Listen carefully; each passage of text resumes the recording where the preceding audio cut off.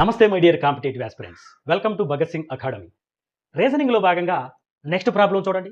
ఇక్కడ ఉన్న నంబర్నే ఆధారంగా చేసుకుని లాజిక్ ఇవ్వచ్చు, లేదంటే అక్కడ నెంబర్ లేకుండానే ఆ నంబర్ని యూజ్ చేసుకుని ఆ లాజిక్ ప్రకారం ఇక్కడ నంబర్ని ప్రొడ్యూస్ చేయొచ్చు. Okay right. ఇక్కడ చూడండి, 10:7 ఉంది, ఇక్కడ 14 ఉంది. అంటే 10 నుంచి 7 వచ్చిందా, లేదంటే 10 సపరేటు 7 సపరేటా అనేది అక్కడ ఇచ్చినటువంటి లాజిక్ మీద డిపెండ్ అయి ఉంటుంది. ఓకే, మరి 10:7 అంటే ఇక్కడ 10 అనగానే మీకు ఏం గుర్తు వస్తుంది? 10 అనగానే ఎప్పుడు మీకు 2 క్యూబ్ ప్లస్ 2 10. ఓకే రైట్, బాగానే ఉంది. మరి 2 క్యూబ్ మైనస్ 2, 2 క్యూబ్ అంటే ఎంత?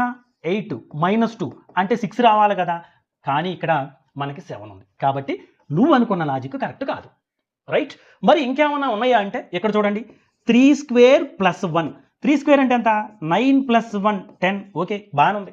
మరి ఇక్కడ ఏం చేస్తావు? దీన్ని 3 స్క్వేర్ మైనస్ 2 చేస్తావా? 3 స్క్వేర్ అంటే ఎంత? 9 మైనస్ 2 7.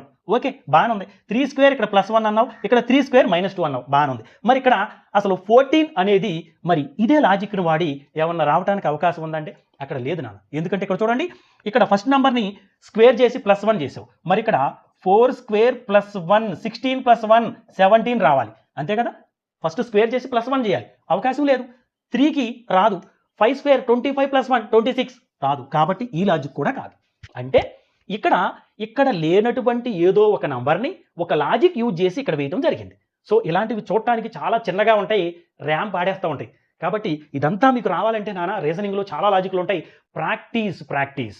ఆ ప్రాక్టీస్ చేసే ముందు కూడా ఒకవేళ నంబర్ కనుక ఒకేసారి ఇంక్రీజ్ అయితే అక్కడ మల్టిప్లికేషన్ ఉంటుంది, డిక్రీజ్ అయితే అక్కడ డివిజన్ ఉంటుంది, కొంచెం ఇంక్రీజ్ అయితే అక్కడ ప్లస్ ఉంటుంది, కొంచెం డిక్రీజ్ అయితే అక్కడ మైనస్ ఉంటుంది.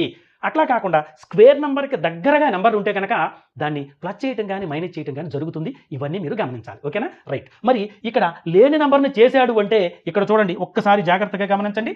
ఇదిగోండి 5 ఇంటూ 2 ఎంత నానా? 5 ఇంటూ 2 10.